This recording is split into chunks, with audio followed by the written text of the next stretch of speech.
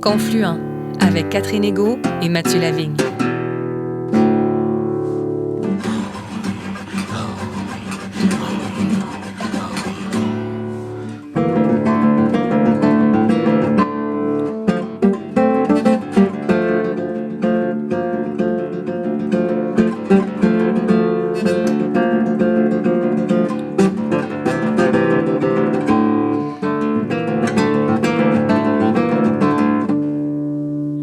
Bonjour Mathieu. Bonjour Catherine. Cette semaine, nous prenons la route de Mastoyatch pour y rencontrer Hélène Boivin, membre de la Première Nation des Pequot-Kamilnouatch, les Îles-Nou de Mastoyatch. Diplômée en sciences sociales à l'UQAC, Hélène Boivin a développé une riche expertise sur les questions sociales, politiques, culturelles et économiques concernant sa nation. Très engagée dans son milieu, Hélène Boivin a été à l'emploi de Pequot-Kamilnouatch Takwékan, l'organisation politique et administrative de la communauté de Mastoyatch de 1997 à 2022. Elle s'est notamment investie durant 27 ans dans le dossier des négociations territoriales globales avec les gouvernements fédéral et provincial afin de faire reconnaître les droits de sa Première Nation dans le cadre d'un traité.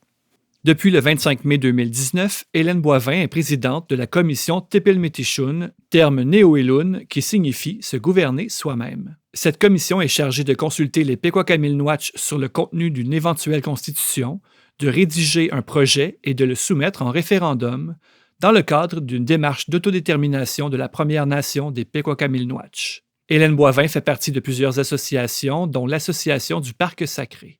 C'est d'ailleurs dans la droite ligne de cet engagement qu'elle a contribué à la publication du recueil « Savoir des Pequot-Kamilnouatch sur les plantes médicinales » paru en 2015. Au micro de Mathieu Lavigne, Hélène Boivin évoque pour nous cette longue marche de la nation des Pequot-Kamilnouatch vers l'autodétermination, l'équilibre à trouver entre développement et respect du territoire et les savoirs à transmettre aux jeunes générations.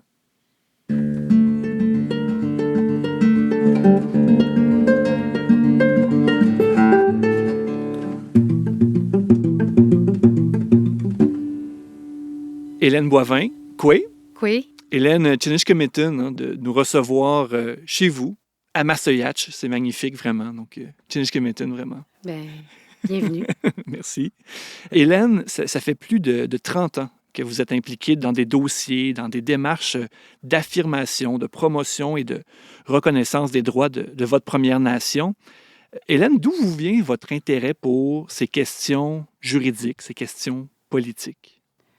Moi, je pense que ça a commencé lorsque j'étais très jeune, vers l'âge de 12 ans, où est-ce que je suis allée... On n'avait pas le choix, moi, à mon époque, d'aller à l'école secondaire à Roberval. Et c'était la première fois de ma vie que j'étais confrontée à du racisme, à de la discrimination, à de la violence aussi à notre égard, les Premières Nations.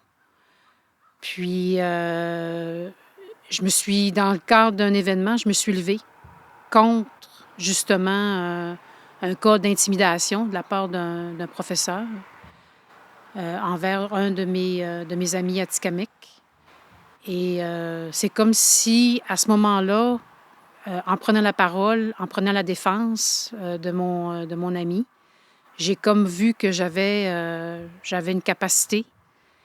Puis aussi, le fait que je voyais de plus en plus qu'on vivait beaucoup d'injustices. Fait que moi, je me suis dit, je vais travailler puis je vais m'impliquer pour que ces injustices-là puissent peut-être pas disparaître parce qu'on a énormément du chemin à faire, là, mais que ces injustices-là puissent se résorber peu à peu puis puissent être rectifiées, je dirais. Puis que les gens puissent voir qu'on est un peuple avec de belles qualités, une belle histoire, des belles perspectives aussi, plutôt qu'à l'époque, j'avais l'impression qu'on nous voyait comme des gens inférieurs, là, comme si on ne valait rien dans la société. C'est que du négatif. Oui, c'est ça. Fait que moi, je me suis dit non, je vais m'impliquer, puis je vais travailler pour que, justement, ces injustices-là soient corrigées. Et en 2019, Hélène, vous avez été élue présidente de la commission, et là, le mot, ça se peut que je le prononce peut-être pas de manière parfaite, donc vous avez été élue présidente de la commission Tepil-Métichun. Oui, Tepil-Métichun. Tepil-Métichun. Oui. Donc, une commission qui a pour mandat de consulter, de rédiger, de soumettre en référendum un projet de constitution pour la communauté de Mastoyatch. Qu'est-ce qui est à l'origine de cette démarche? Est-ce qu'il y a eu un élément déclencheur? Première chose que j'aimerais partager, c'est que nous, à Mastoyatch, on est j'aime ça donner des images parce que notre langue est basée sur l'image. On est des chiens de traîneau, on est des caribous de tête dans plusieurs domaines, puis entre autres dans le domaine de ce qu'on appelle l'autonomie gouvernementale. Comme par exemple dans les années 80, même avant ça, dans les années 50, notre communauté avait déjà commencé à prendre en charge des secteurs puis des services que jusque-là étaient desservis par les affaires autochtones. Comme par exemple, dans les années 50, on a demandé d'être responsable de l'entretien des routes, l'entretien des infrastructures. Plus tard, dans les années, fin des années 70, début des années 80, on a pris en charge tous nos services éducatifs. Ensuite, a suivi la prise en charge des services de santé, des services sociaux. Et à ce moment-là aussi, on a créé nos propres services, qu'on appelait à l'époque les services Kakouchak, tout ce qui concerne le territoire. Bien, c'était surtout ce volet-là que ça concernait à cette époque-là. Maintenant, ça concerne aussi la langue et la culture. Donc, l'origine de ça, c'est que nous, on a déjà fait beaucoup d'avancements. C'est ça, c'est comme la suite logique. C'est comme la suite logique. Ensuite, l'autre raison, c'est que, on est investi dans un processus de négociation territoriale depuis plus de 43 ans.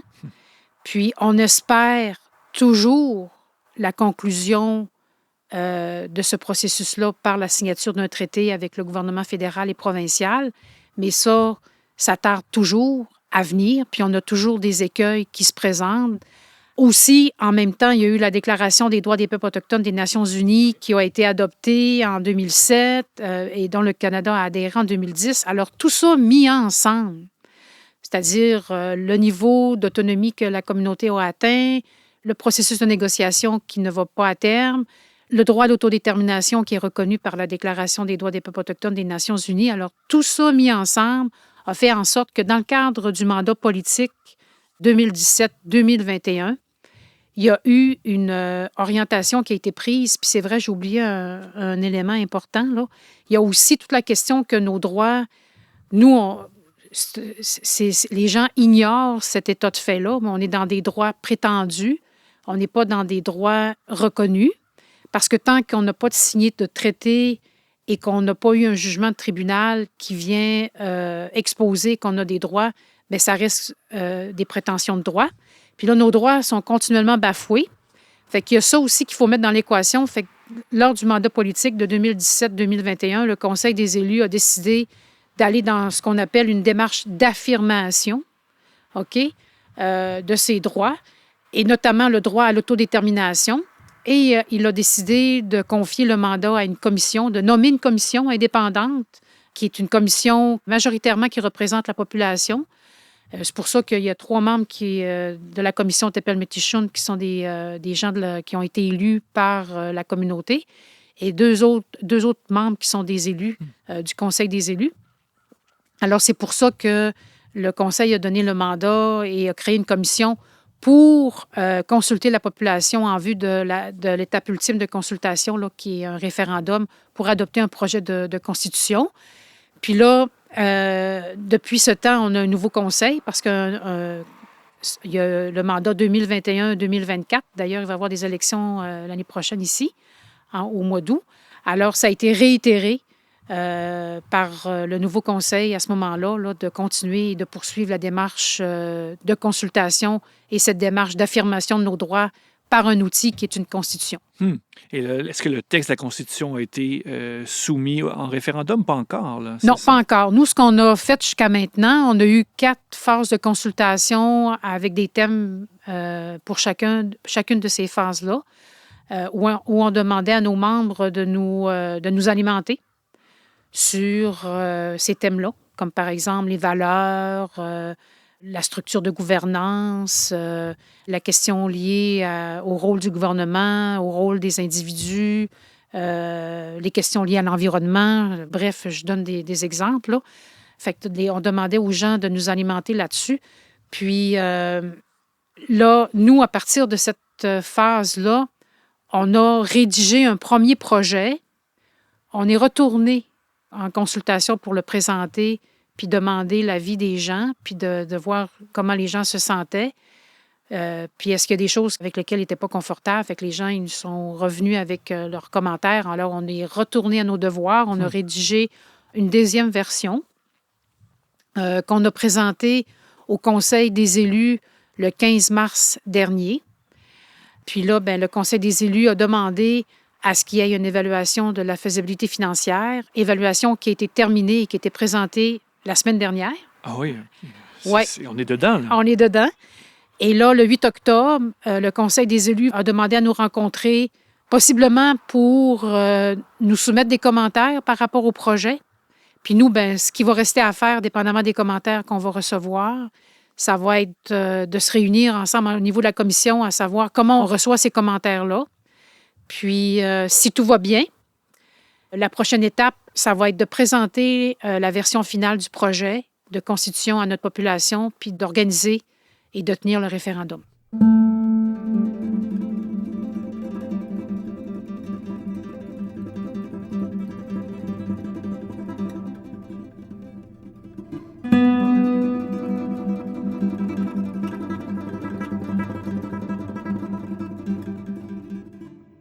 Hélène Boivin, là, on est dans la prospective, mais si la Constitution est adoptée, les gens l'adoptent en référendum, qu'est-ce que ça va venir changer dans le quotidien des membres de la communauté de Mastoyat, des Pequot-Camilnoach?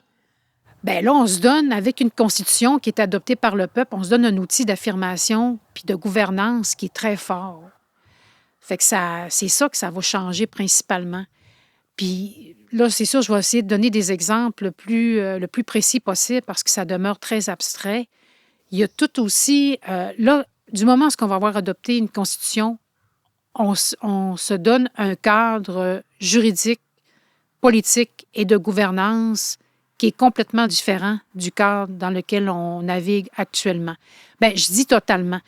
En partie parce que c'est sûr que nous, on ne sera pas un État dans un État. Il n'est pas question que, justement, on modifie la Constitution du Canada, qu'on modifie les lois d'application générale et provinciale et qu'on devienne un pays en soi là, qui se gouverne en vertu de ses règles, un peu comme le Canada le fait actuellement en vertu de la Constitution canadienne. Nous, ça ne sera pas ça. Sauf que nous, actuellement, l'exemple que je donnerais pour aider les gens à comprendre, c'est qu'on viendrait changer la dynamique. Parce qu'actuellement, c'est une dynamique où est-ce que c'est les cadres des gouvernements autres qui nous est imposé, tandis que là, c'est un cadre que nous, on va se définir et qu'on se détermine. Et ça va aussi amener une structure de gouvernance qui va être différente parce qu'actuellement, même si on a notre propre code électoral, puis que le Conseil des élus, c'est-à-dire le chef puis les conseillers qui sont en place actuellement sont élus en vertu de ce code-là, reste que dans la réalité, puisque la loi sur les Indiens s'applique, est encore là, puis elle va le rester là. On en parlera tout à l'heure, là. Mais reste que ça va être, en vertu de la Constitution, le cadre de gouvernance qu'on s'est donné qui va faire en sorte que ça va être un gouvernement qui va pouvoir adopter des lois, établir des règles, puis qui va étendre cette gouvernance-là, pas uniquement sur le territoire de la réserve, mais sur son territoire ancestral aussi. Fait que donc, c'est... Sur le Nitassinan. Sur l'ensemble du Nitassinan. Fait qu'entre autres, qu'est-ce que ça vient changer? Ça vient changer le cadre politique et juridique dans lequel on est. Et ça se fait... C'est un peu une drôle de question, mais est-ce que le fédéral doit accepter la Constitution? Bien, ou si c'est unilatéral? Comment ça fonctionne? C'est une très bonne question que tu poses, Mathieu. Là, nous, on est vraiment dans une démarche d'affirmation. Mm-hmm. Alors, nous, quand on va adopter cette Constitution-là, ça va être unilatéral. C'est ça. On ne s'attend pas, parce que justement, sans vouloir encore là parler du traité, dans le traité, ça fait 43 ans, plus que ça, qu'on est assis à une table, puis qu'on attend de se faire reconnaître, qu'on attend que les gens acceptent de reconnaître nos droits, puis tout ça, puis ils ne le font pas. Fait qu'à un moment donné, ben on n'attend plus, nous, là. On se dit, gare, on va le faire, là, parce C'est ça. qu'il est extrêmement... Il y a une urgence, là, vraiment, à ce qu'on puisse asseoir notre propre gouvernance. Puis il y a une urgence qu'on affirme, puis que nous-mêmes, on détermine c'est quoi l'avenir qu'on veut se donner, puis c'est quoi les outils qu'on veut se doter. Là, l'idée, c'est de ne plus attendre après les autres gouvernements, là. Hélène Boivin, bon, les questions constitutionnelles, du côté du Québec aussi, il y a eu de grandes questions constitutionnelles qui ont été posées là, dans les dernières décennies. C'est complexe. Est-ce que les gens embarquent, est-ce que la population de Massasoitch embarque dans cette réflexion-là, dans cette démarche-là, parce que ça reste quand même des questions juridiques, des questions politiques qui sont vraiment complexes à saisir là, et à suivre. C'est sûr, pour prendre un exemple là, qu'on donnait souvent, c'est pas le genre de questions que les gens, monsieur, madame, tout le monde, se posent. Par contre, je te dirais que dans les communautés en général, puis dans la nôtre, les gens sont très politisés. Tu sais, souvent, je ne sais pas si tu as déjà entendu ce discours-là. Là. Tu sais, dès que tu nais autochtone, tu nais politisé, que tu le veuilles ou que tu le veuilles pas. Là. Respirer, c'est politique. Oui, respirer, c'est politique. Ouais. Fait que je te dirais que c'est sûr que nous, dans toutes les phases de consultation qu'on a eues, ça a été un défi énorme et colossal de mobiliser les gens autour de ce projet-là. Surtout que nous, l'autre facteur qu'il faut mentionner, c'est qu'on est une des communautés les plus touchées par la réinscription de membres qui avaient perdu le droit d'être membres de la communauté compte tenu de la discrimination qui était faite à l'égard des femmes. Puis là, ben, je vais te donner des chiffres, là, mais c'est très approximatif, là, puis c'est pas des chiffres là, bien calculés. Mais je te dirais que quand on a commencé en 2019, c'est un des défis. Déjà, il y avait, je dirais, le tiers de nouveaux inscrits. Puis là, maintenant, après, là, on est en 2019, là, on est en 2024. Fait que là, le chiffre a encore augmenté. Fait que notre population, depuis ce temps-là, a presque doublé. Donc ça, c'est les membres les nouveaux sur la inscrits, liste. Oui, des membres qui sont... Comme là, en 2019, il y avait déjà des gens qui étaient des nouveaux membres. Comme là, nous, exemple, quand on allait consulter les gens, on arrivait à Alma, puis là, on leur demandait comment vous voudriez que soit structuré votre gouvernement. Puis là, il y a des gens qui nous disaient, ben je m'excuse, là, mais moi, je viens d'avoir mon numéro de bande, je ne sais même pas... C'est quoi mes droits? Je ne connais même pas mes droits. Je ne sais même pas comment ça fonctionne un conseil. Puis tu me demandes comment devrait être structuré un... C'est ça. Fait que donc, c'est sûr que... Parce qu'il y a des gens qui vivent à Massasoitch, mais il y a des Pequaminuatch qui vivent à l'extérieur de la communauté. Puis il y a plus de gens qui vivent à l'extérieur de la communauté. Bien, nous, on a 80 et plus qui sont à l'extérieur. Oui, qui vivent donc à l'extérieur. On parle de, je pense, c'est quoi, 2000 personnes à Massasoitch même, puis 8000? Bien là, maintenant, on a dépassé presque, on est rendu presque à 12 000. Ah oui, 12 000 fait qui sont sur la liste de la communauté de Massasoitch. Fait qu'il y a 10 000 membres qui vivent à l'extérieur. Ah oui, donc ça, c'est un défi, là. Oui, sauf que moi, je me dis, puis pas juste moi, mais la commission se dit, puis on est plusieurs à se le dire, là, que justement, il faut qu'on change nos perspectives. Tu sais, il faut qu'on voit comme étant, par exemple, nos membres sur Tchitassinous, sur Nitassinan. Parce que nos gens, tu as des gens qui habitent à Roberval, à Saint-Prime, tu as des gens qui habitent au Saguenay, tu as des gens qui habitent à Québec, puis Québec fait partie de notre territoire ancestral. Fait que donc, c'est sûr qu'il y a cette perspective-là qu'il faut changer. C'est sûr que quand tu regardes ça, ben je sais pas, là, on ne s'est jamais prêté à l'exercice de voir, bon, ça pourrait donner combien si, mettons, on y va en fonction de Tchitassinous. Mais déjà là, c'est sûr que le ratio serait totalement différent que le ratio de sur-réserve et hors réserve, comme c'est le cas actuellement. Parce que là, le ratio, ben c'est pas compliqué. Dans le territoire de la réserve, on est un petit peu moins de 2000, puis à l'extérieur, on est 10 000. Ah oui. Et cette augmentation-là sur la liste, c'est depuis 1985, c'est bien ça? Depuis que peut-être l'expliquer, vous allez mieux l'expliquer que moi. Il y a eu 3 vagues de réinscription. Il y a eu en 85, OK, avec, entre autres, l'adoption de la Charte des droits et libertés, où est-ce que là, il y a des femmes qui ont gagné leur cause des femmes autochtones là, qui ont gagné leur cause là, sur la discrimination qui était faite à leur égard. Fait qu'il y a eu une première vague de réinscription. Ensuite, il y a des femmes qui ont continué à se battre devant les tribunaux, notamment la Cour suprême du Canada. Comme là, en 2007, il y a eu le jugement Corbière. Fait qu'il y a eu une deuxième vague de réinscription. Et en 2017, si je ne me trompe pas, il y a eu le jugement Deschenaux. Ça, c'était au Québec. Puis, il y a eu une troisième vague de réinscription de nouveaux membres. En fait, c'était que les femmes, lorsqu'elles se mariaient, par exemple, avec un homme non autochtone, elles perdaient leur statut. Hein? Oui, perdaient tous leurs droits, puis ainsi que leur progéniture. Ouais. Et Hélène Boivin, advenant la mise en place d'une constitution, ou même, on pourra en parler un peu plus tard, d'un traité, est-ce que la loi sur les Indiens va continuer de s'appliquer à Massaoitch? Oui. Bien, la loi sur les Indiens, oui, elle va continuer de s'appliquer parce qu'on n'a pas le pouvoir, nous, de l'abolir. C'est pas nous qui avons ce pouvoir-là. C'est le gouvernement fédéral qui a ce pouvoir-là. Puis en plus, cette loi-là découle d'un article de la Constitution du Canada, qui est l'article 91-24, qui établit la responsabilité du gouvernement fédéral à l'égard des Indiens et des terres réservées aux Indiens, même si normalement, aujourd'hui, on n'utilise plus ce terme-là, mais c'est encore... le terme légal. Le terme légal. Donc, oui, la loi sur les Indiens, elle va continuer de s'appliquer. Puis je vais essayer de vous donner un exemple. Là, c'est sûr, c'est en audio, mais pour expliquer, parce que c'est sûr, c'est pas évident à comprendre.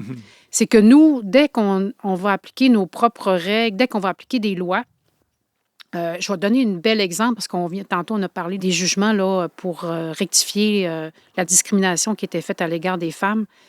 Demain matin, supposons, en vertu de la Constitution, on a notre code d'appartenance. OK? Bien, à ce moment-là, ça va être ce code-là, une fois adopté, puis adopté par les membres, là, qui va avoir préséance sur les règles de la loi sur les Indiens en matière d'inscription. Fait que je donne cet exemple-là. Fait que en fait, ce qu'on vient faire avec la Constitution qu'on est en train de travailler... C'est décider qui est membre. Oui. Bien, on occupe un champ, on vient tasser le champ d'application, soit des lois fédérales ou provinciales, selon le cas, pour appliquer nos propres règles. On vient les tasser. OK? Fait que c'est ça qu'on vient faire. Elles existent encore, elles sont juste déplacées. Bien, on se taille une place, on se fait une place, on va se dire les vraies affaires, là, on se fait une place, OK? Fait que quand je dis qu'on vient les tasser, là, on s'insère dans... Puis là, on tasse ce champ de compétences-là qui est normalement attribué dans le cas de l'inscription là, au fédéral en vertu de la loi sur les Indiens, puis on adopte nos propres règles en matière d'appartenance. Là, je donne cet exemple-là qui est facile, mais il y a plein d'autres exemples, là, comme là, si en matière de sécurité routière, nous autres, on décide là, que la limite de vitesse dans la communauté, c'est 30 au lieu de 50, bien, c'est nous autres qui va adopter ces règles-là. Fait que je donne ces exemples-là. Là. Ah oui, mais c'est concret. Ça montre qu'il y a un impact dans le quotidien. Oui, mais la loi sur les Indiens, c'est sûr que tu poses une bonne question, puis ça l'inquiète beaucoup de gens, puis surtout de nos membres. Puis surtout les nouveaux membres, on va se dire les vraies affaires, mais la loi sur les Indiens va continuer de s'appliquer. Ah oui. Et donc, vous évoquiez tout à l'heure, Hélène, la date du référendum, ça devrait être au mois d'octobre? Non, écoutez, là, ça va être difficile à dire. On rencontre le Conseil le 8 octobre pour... Fait que ça, je ne peux pas vous le dire, là, la date du référendum. C'est un peu comme le traité, il faut éviter de donner des dates. On sait quand on commence, mais on ne sait pas quand on finit les négociations puis la consultation. On se met un peu les pieds dans les plats quand on donne des dates. En tout cas, on va suivre vraiment ce dossier-là qui est très important, qui est passionnant vraiment aussi.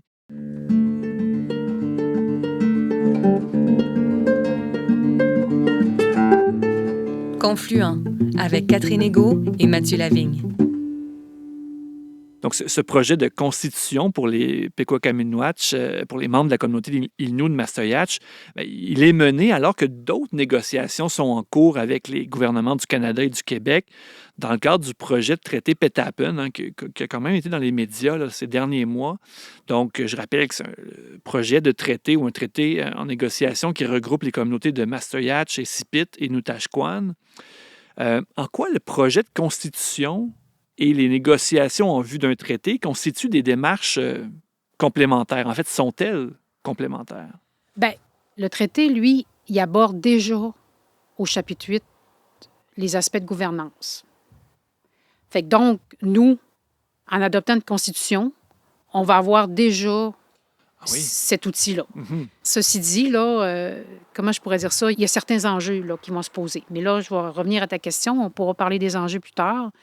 Fait que donc, déjà, le traité aborde la question de gouvernance. Ce que la Constitution n'aborde pas, puis que le traité aborde, c'est les questions des redevances, des compensations financières, des modalités là, en ce qui concerne la consultation. Puis le traité, lui, il offre une protection constitutionnelle des droits qui ont été négociés puis sur lesquels les parties se sont entendues. En quoi ils sont complémentaires? Bon, la Constitution, elle va venir déjà établir qu'est-ce qu'il y en est en matière de structure de gouvernance. Elle va venir établir déjà là, les règles, puis comment ça va s'articuler, puis comment va se régler les conflits, comment va se gérer l'argent et tout ça. Fait que bref, elle va déjà établir des choses par rapport à ça. Comment le gouvernement va adopter ses lois.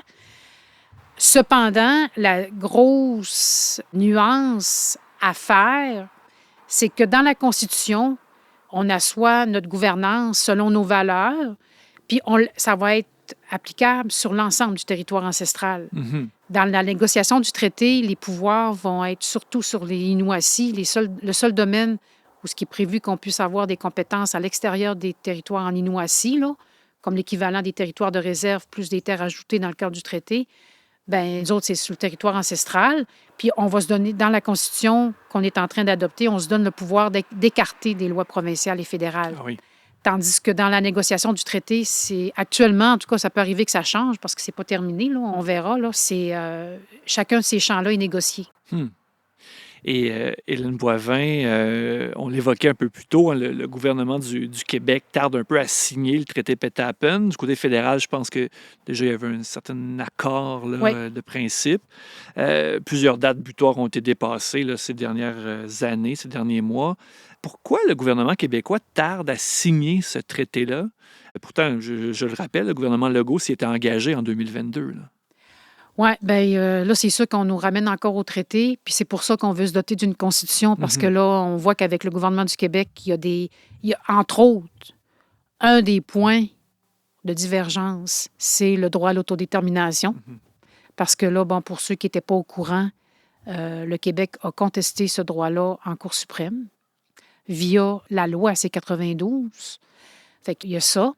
Ensuite, il y a toute la question du fait qu'on veut avoir plus de pouvoir sur l'exploitation des ressources, parce qu'on trouve qu'actuellement, le territoire et les ressources qui sont exploitées, puis le poids qu'on a par rapport à l'exploitation de ce territoire-là, qui est le nôtre, puis les ressources sur lesquelles elles se trouvent, bien, ce poids-là n'est pas suffisant, là. Nous, on veut augmenter le poids qu'on a par rapport à ça. Puis ça, bien, le Québec, là-dessus, bien, il l'a déjà dit. Hein, quand on regarde au niveau de la Déclaration des droits des peuples autochtones, quand on parle de la consultation préalable, Libre et éclairée. libre et éclairée, il y a la question du droit de veto. Fait que le gouvernement Legault s'est déjà prononcé sur cette question-là en disant qu'il n'était pas question d'avoir un droit de veto. Ensuite, là, c'est sûr que je suis mal placée parce que moi, je ne suis pas mandatée pour parler au sujet du traité. Là, je ne suis plus impliquée, puis je ne suis plus dans l'organisation du Conseil. Sauf que moi, ce que j'entends, c'est que là, le Québec veut revoir la définition d'Inuitun, c'est-à-dire les activités traditionnelles, qui fait un non-sens, qui veut réduire et qui veut atténuer la portée de ce que nous, on considère comme étant incontournable, là, la question des activités traditionnelles sur le territoire. Fait qu'il y a tout ça là, qui fait que ça tarde. Puis c'est pour ça que c'est important qu'en vertu d'une constitution, on affirme puis qu'on assoit notre droit de se gouverner en fonction de nos cadres à nous, en fonction de nos valeurs à nous. Et c'est important que le peuple soit derrière nous aussi. Parce que c'est sûr que si on n'a pas suffisamment de gens qui sont derrière nous, bien, c'est comme peine perdue. Là. C'est ça, ah, oui. Le rapport de force ne sera pas là. Non, le rapport de force ne sera pas là. C'est ça. Et Hélène Boivin, bon, on parlait d'Innu-Aitun, donc le mode de vie, les savoirs Innu. Vous avez travaillé sur un inventaire répertoriant les savoirs de la Première Nation des Pequot-Minnwatch sur les plantes médicinales. Est-ce que c'est ça? L'objectif de cette démarche-là, c'est de consigner, de transmettre le savoir? C'est ça, mais c'est aussi tu vois, je reviens à la gouvernance. Si on veut protéger des savoirs, là, il faut qu'on puisse en définir puis en déterminer la substance. Mhm. OK? On ne protège pas des nuages ou du vent. On protège des choses qui sont concrètes. Fait que moi, à cette époque-là, quand j'ai décidé de m'impliquer dans ce projet-là, il y a aussi tout l'aspect de transmission qui est important, puis de valorisation des savoirs et connaissances. Mais c'est sûr que moi, avec tout le bagage que je traîne d'affirmation des droits, l'idée aussi, c'était de voir à ce que si on veut protéger des savoirs, bien, qu'on puisse être en mesure d'avoir des outils concrets pour les protéger, pour les promouvoir. Puis ça, pour ça, il faut les définir. Mhm. Parce que là, malheureusement, là, dans ce monde, là, ça ne fonctionne pas de dire, OK, moi, j'ai des savoirs et connaissances sur le thé du Labrador. OK. Mais c'est quoi tes connaissances sur le thé du Labrador? Tu les détiens depuis quand? Puis sont-tu exclusives aux Pequagaminuts? Y a-t-il d'autres nations qui ont ces savoirs-là? Est-ce que, tu sais, c'est toute cette dynamique-là aussi qui s'opère. Fait que donc, puis l'autre affaire, c'est qu'on est un peuple là, qui a vécu beaucoup, beaucoup, beaucoup de blessures, qui a vécu beaucoup de transformations. Puis c'est vraiment, mais vraiment très important qu'on puisse documenter, qu'on puisse se réapproprier, qu'on puisse ensuite présenter, valoriser, transmettre ces savoirs-là pour qu'on puisse continuer à exister, qu'on puisse aussi continuer à articuler notre culture distinctive. C'est extrêmement important.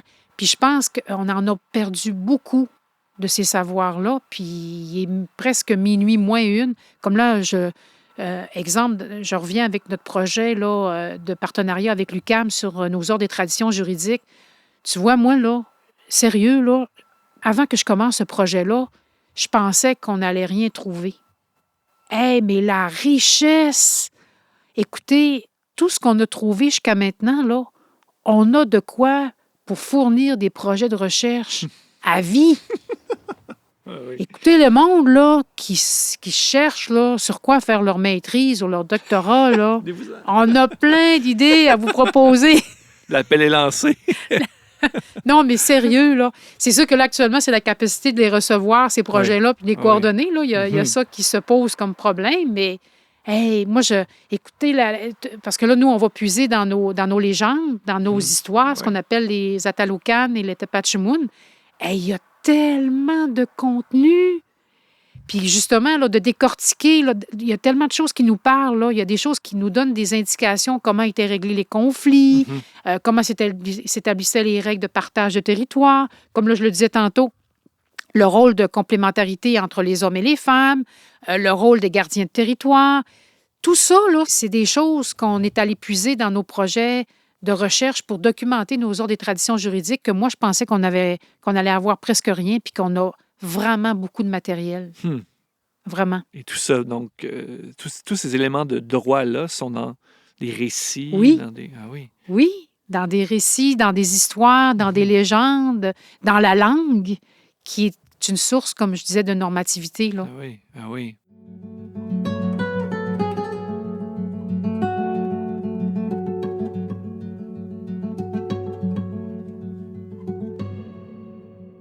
Hélène Boivin, on parlait de transmission. La génération montante, là, les jeunes Pequagaminuts, est-ce qu'il y a une soif justement de recevoir? Parce que transmettre, ça implique évidemment quelqu'un qui aimait ce savoir-là et l'autre qui le reçoit. Est-ce qu'il y a, du côté de la jeune génération, une réception? Oui, il y a une réception. Puis il y a aussi du côté des... c'est sûr que là, il y a toutes sortes de choses qui se véhiculent par rapport aux membres qui sont nouvellement inscrits. Ben oui. Oui, les jeunes ont une soif, sauf que les jeunes, il faut trouver des véhicules qui sont de leur époque. Puis, il faut quand même aussi considérer certains aspects qui sont les sources. Tu sais, je vais donner un exemple. Là. Comme là, les jeunes, là, faut qu'ils connaissent le territoire. Tu sais, comme là, il y a des jeunes là, qui ont connu seulement le territoire de la réserve. Fait qu'il faut qu'ils connaissent le territoire ancestral. Puis, il y a des actions qui sont posées par notre gouvernement actuellement, là, parce que même si on n'est pas encore un gouvernement, on agit comme un gouvernement. Oui. Fait que donc, il y a des actions qui sont posées pour, justement, faire connaître la langue, faire connaître certaines techniques traditionnelles comme la broderie, le perlage, le fumage de peau, comment arranger un orignal, comment chasser l'orignal et tout ça. Fait qu'il y a une soif, vraiment, les jeunes, ils ont un intérêt. Les nouveaux membres aussi. C'est sûr, c'est pas tout le monde. Il y en a peut-être on ne réussira jamais à intéresser, mais il y en a beaucoup qui ont un intérêt vraiment à en savoir plus, puis qui demandent que ça, qu'on leur permette, puis qu'on leur donne des occasions ou des outils pour transmettre. Fait que vraiment, là, je regarde des jeunes, là, il y a beaucoup de jeunes dans la communauté qui m'inspirent beaucoup. Puis je vois des jeunes dans d'autres communautés aussi. Je vois que vraiment, vraiment, il y a de l'espoir. Puis en plus, on a des jeunes là, qui sont formés. Puis il y a des jeunes, je vous dirais que de par justement leur bagage académique, ils sont plus outillés, puis ils trouvent aussi des moyens innovants d'exposer des aspects de notre tradition. Là, je parle des jeunes artistes là, des communautés. Là. Il y en a. Puis des jeunes... puis dans tous les domaines, là, que ce soit littéraire, que ce soit au niveau des arts visuels, que ce soit au niveau des arts d'interprétation, c'est vraiment une belle façon de transposer des éléments de la culture, des traditions, mais dans un contexte, puis avec des médiums très contemporains. C'est ça. Il y a comme un équilibre aussi entre, justement, cet héritage-là qui est reçu par la jeune génération et une modernité qui arrive et trouve un équilibre, en fait, entre tout ça. Oui. Et c'est ça, une culture vivante, en fait. Oui, tout à fait. Puis moi, je trouve qu'on réussit à transformer les choses positivement là, par rapport aux aspects traditionnels versus aujourd'hui, affirmer sa culture, ça veut dire quoi, puis comment on peut le faire. Puis je trouve que les jeunes, ils nous donnent de bonnes... ils nous ouvrent la voie, là, puis nous montrent des belles choses. Fait que c'est très rassurant. Ah oui. Puis vous évoquiez tout à l'heure, justement, le nombre de membres de la communauté qui augmente là, en raison des gens qui peuvent se réinscrire sur la liste de la communauté de Mastoyatch. Est-ce qu'il y a des approches adaptées pour ces nouveaux membres de la communauté? C'est sûr qu'il y a des choses qui manquent. Par exemple, c'est que les gens connaissent mieux leur histoire. Comme là, par exemple, là, les aspects juridiques et politiques, les aspects des droits, que les gens connaissent mieux ça. OK, ça en est d'autres exemples. Mais il existe déjà plein de matériel, plein d'outils que la communauté produit. Comme là, par exemple, au niveau de la langue, il y a plein de choses. Là. Les gens peuvent même s'inscrire à des cours en Zoom s'ils veulent pour apprendre la langue. Tu as aussi, nous, on a la chance d'avoir là, une société d'histoire qui est le musée. Ils ont des vidéos, ils ont du matériel, ils organisent des activités aussi là, pour que les gens puissent, par exemple, mieux connaître l'histoire. Puis dans la communauté, il y a des ateliers de broderie, de couture, fabrication de jupes, transformation du gibier, tannage de peau. Écoute, il y a plein d'affaires, plein de choses. Même là, des fois, même moi, là, ici, des fois, là, dans une semaine, là, je réussis même pas à participer à tout ce que je voudrais participer. Ça montre le dynamisme de la communauté. Oui, il y a vraiment... Mais c'est sûr, il y a des choses qui manquent. C'est pas parfait. Il y a plein de choses sur lesquelles on devrait travailler davantage. Là, comme l'exemple que je donnais, là, l'histoire, les droits et tout ça. Là. Ah oui. Puis en terminant, Hélène Boivin, vous avez déjà dit que vous rêviez de voir toutes les communautés autochtones s'allier et parler d'une même voix, en plaçant l'humain au cœur de leurs préoccupations. Hélène, ce rêve d'unité, d'humanité partagée, vous le portez toujours? Oui, je le porte toujours. Puis je pense que les jeunes, ils portent beaucoup aussi, ce rêve-là. La jeune génération, là, fait que oui, je le porte toujours, ce rêve-là. Ah oui. Oui. En tout cas, c'est un beau rêve. Oui. Mais là, pour l'instant, mon rêve le plus immédiat, c'est qu'on puisse aller jusqu'à la fin de notre projet de constitution, puis l'adopter, ce projet-là, puis de le mettre en œuvre. Ben, je vous le souhaite. Oui. Vraiment. Hélène Boivin, Tchiniskemétine, vraiment pour votre accueil et le temps que vous nous avez accordé. Ça a été une joie, un plaisir. J'ai énormément appris au fil de notre discussion. Ben, merci. Tchiniskemétine, puis Yaut. Yaut. Un immense merci à Hélène Boivin pour cette entrevue. Rappelons qu'elle est présidente de la commission Tipel Métichoun, qui est chargée de consulter les membres de la communauté de Mastoyatch sur le contenu d'une éventuelle constitution, de rédiger un projet et de le soumettre en référendum. L'émission Confluent est portée par l'organisme de solidarité chrétienne avec les premiers peuples Mission Chez Nous. Pour en savoir plus, visitez sans tarder notre site web www.missioncheznous.com. À très bientôt, Catherine. À très bientôt, Mathieu.